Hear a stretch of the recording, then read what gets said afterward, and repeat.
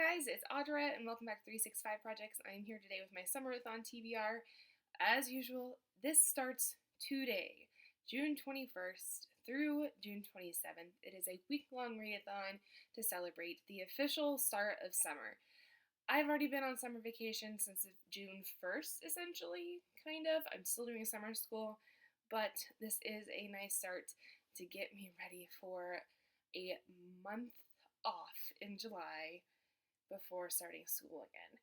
So anyways, this readathon is put together by Amy, Melanie, Heather, a different Amy, and Jen. So I'm going to put all their information down below. You are able to still join in the fun as always. Now, when I put together my list, I had figured out 3 books that would count for 2 challenges each.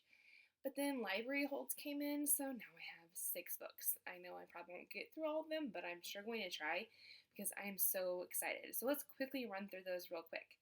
The first challenge is to pick a beachy read. And for me, it sounds weird, but I think about the size of a book, like the height of a book, when I go to the beach. I don't want like a huge book, like I go to the beach anyways, no. But like, I don't know, the size of the book, like when you hold it up when you're laying down. I prefer mass market paper books when I'm traveling or doing anything like that, laying out. So I'm going with A Prince on Paper by Alyssa Cole. This is the 4th book in the Reluctant Royal series.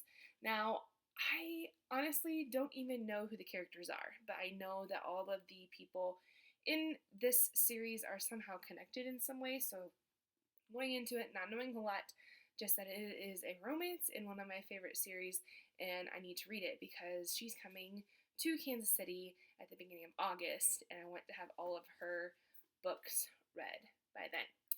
The second challenge is to read a book with sunset on the cover, and for that, one of my library holds that came in is Other Words for Home by Jasmine Warga.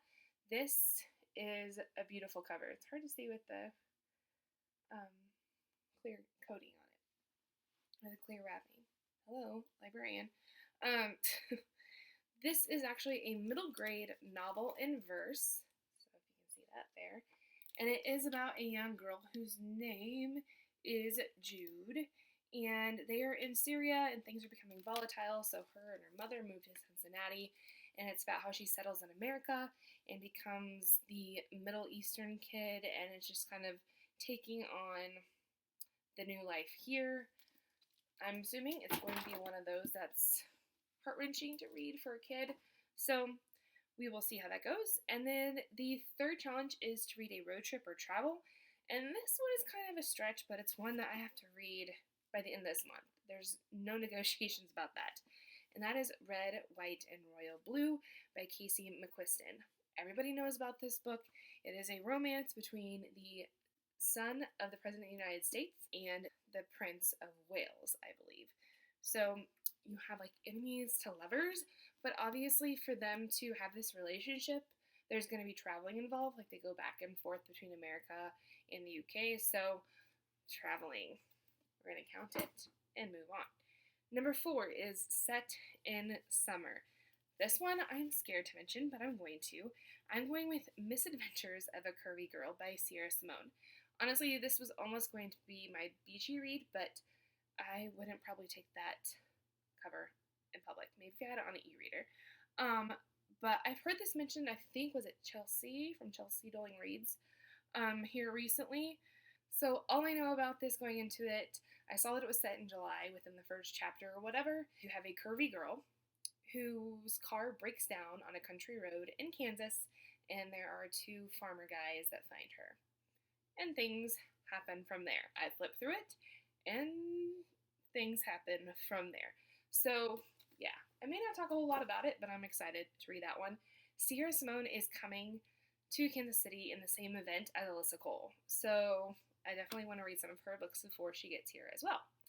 The 5th challenge is to read a book with food on the cover, and everybody, it's kind of like almost an unofficial group book, it seems, because I've seen a lot of people talk about With the Fire on High by Elizabeth Acevedo. This is a YA about a teenage mother who loves cooking, and I think there's recipes in it. I've heard 5 stars across the board from a lot of different people, so I'm excited to get to read that one. I do have the audiobook for that because I'm going to need that for sure.